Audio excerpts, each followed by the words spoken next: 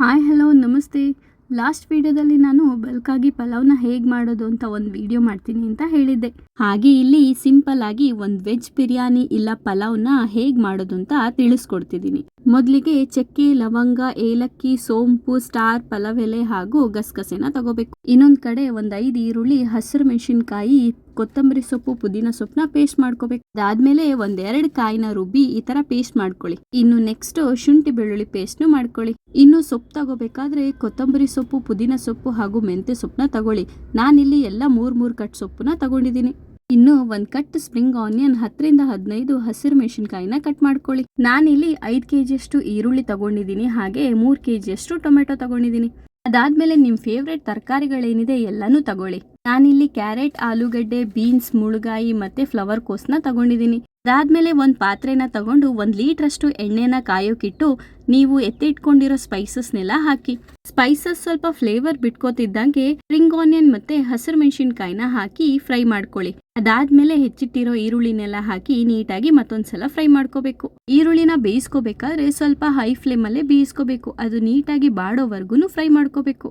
ಈರುಳ್ಳಿ ಎಲ್ಲ ಫ್ರೈ ಆದ್ಮೇಲೆ ರುಬ್ಬಿಟ್ಟಿರೋ ಮಸಾಲನೆಲ್ಲ ಅದಕ್ಕೆ ಹಾಕಿ ಮಿಕ್ಸ್ ಮಾಡ್ಕೋಬೇಕು. ಶುಂಠಿ ಬೆಳ್ಳುಳ್ಳಿ ಪೇಸ್ಟು, ಆನಿಯನ್ ಪೇಸ್ಟು ಹಾಗೆ ರುಬ್ಬಿಟ್ಟಿರೋ ಕಾಯಿನೂ ಹಾಕಿ ನೀಟಾಗಿ ಫ್ರೈ ಮಾಡ್ಕೊಳ್ಳಿ.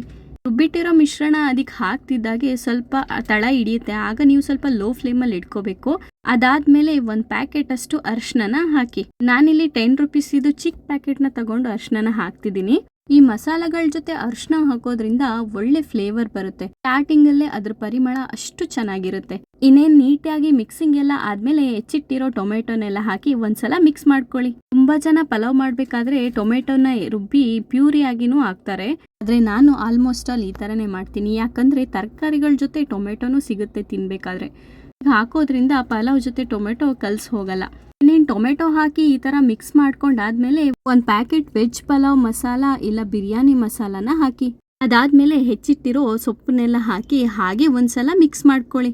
ನಾನಿಲ್ಲಿ ನ್ಯಾಚುರಲ್ ಆಗಿ ಪಲಾವ್ ಮಾಡ್ತಿರೋದ್ರಿಂದ ಜಾಸ್ತಿ ಮಸಾಲ ಪದಾರ್ಥನ ಯಾವುದು ಯೂಸ್ ಮಾಡ್ತಿಲ್ಲ. ನಿಮಗೆಲ್ಲ ಜಾಸ್ತಿ ಖಾರ ಬೇಕು ಅಂತ ಇದ್ರೆ ಸ್ವಲ್ಪ ಖಾರ ಪುಡಿನೂ ಹಾಕೋಬಹುದು.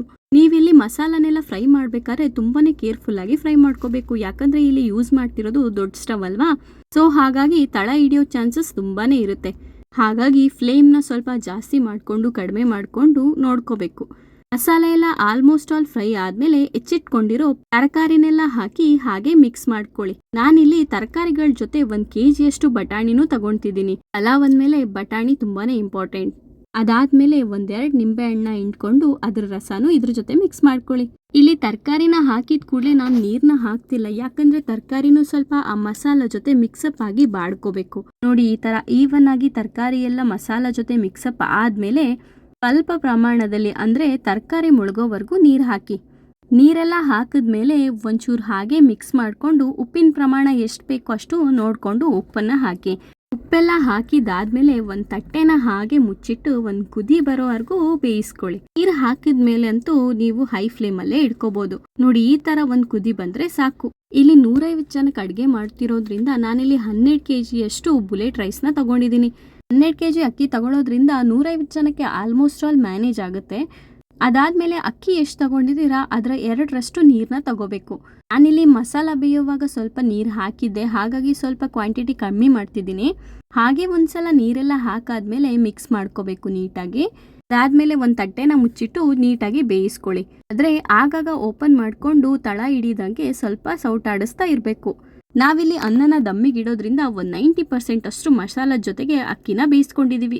ಅದಾದ್ಮೇಲೆ ಅದನ್ನ ಸೆಟ್ ಮಾಡಿಕೊಂಡು ಅದ್ರ ಮೇಲೆ ಪುದೀನ ಸೊಪ್ಪು, ಕೊತ್ತಂಬರಿ ಸೊಪ್ಪು ಹಾಗೂ ಪಲಾವ್ ಎಲೆನ ಹಾಕಿ ಅದ್ರ ಮೇಲೆ ಸ್ವಲ್ಪ ತುಪ್ಪನ ಸುರಿದು ಎಲ್ಲ ಸೆಟ್ ಮಾಡ್ಕೋಬೇಕು. ಇದಿಷ್ಟು ಆದ್ಮೇಲೆ ಅದ್ರ ಮೇಲೆ ತಟ್ಟೆನ ಮುಚ್ಚಿಟ್ಟು, ನಿಮ್ಮ ಮನೆಯಲ್ಲಿ ಏನಾದ್ರೂ ಕೆಂಡ ಇದ್ರೆ ಆ ಕೆಂಡನ ಡೈರೆಕ್ಟ್ ಆಗಿ ಆ ತಟ್ಟೆ ಮೇಲೆ ಹಾಕ್ಬೋದು. ಆದ್ರೆ ಇಲ್ಲಿ ನಾವು ಕಾಯಿದು ಚಿಪ್ಪಿರುತ್ತಲ್ಲ ಅದರಿಂದ ಕೆಂಡನ ಮಾಡ್ತಿದೀವಿ. ಈ ತರ ಮೇಲ್ಗಡೆಗೆ ಉರಿನ ಹಾಕಿ ಕೆಳಗಡೆ ಸ್ಟವ್ ಅಲ್ಲಿ ಅರ್ಧ ಗಂಟೆ ಲೋ ಫ್ಲೇಮ್ ಅಲ್ಲಿ ನೀಟಾಗಿ ಬೇಯಿಸ್ಕೋಬೇಕು. ಈ ತರ ದಮ್ ಕಟ್ಟಿಸ್ಬೇಕಾದ್ರೆ ತುಪ್ಪದ ಫ್ಲೇವರ್ ನೀಟಾಗಿ ಈವನ್ ಆಗಿ ಹರಡ್ಕೊಳ್ಳುತ್ತೆ. ಇದಿಷ್ಟು ಆದ್ಮೇಲೆ ಓಪನ್ ಮಾಡ್ಕೊಂಡು ನೀಟಾಗಿ ಮಿಕ್ಸ್ ಮಾಡ್ಕೊಂಡ್ರೆ ರುಚಿಯಾದ ಪಲಾವ್ ರೆಡಿ. ಪಲಾವ್ ತಿಂದವ್ರದ್ದು ಕಮೆಂಟ್ ಅಂತೂ ಸೂಪರ್ ಆಗಿತ್ತು ಅಂತ ಬಂತು. ಇವತ್ತು ನಮ್ಮ ವಿದ್ಯಕ್ಕ ರುಚಿಯಾದ ಪಲಾವ್ ಮಾಡಿದ್ದಾರೆ. ಹಾಸನ್ ಪಲಾವ್ ಅದಕ್ಕೆ ಬೀನ್ಸ್ ಎಲ್ಲ ಹಾಕಿದ್ದಾರೆ. ರೆಡಿ ಆಗಿದೆ.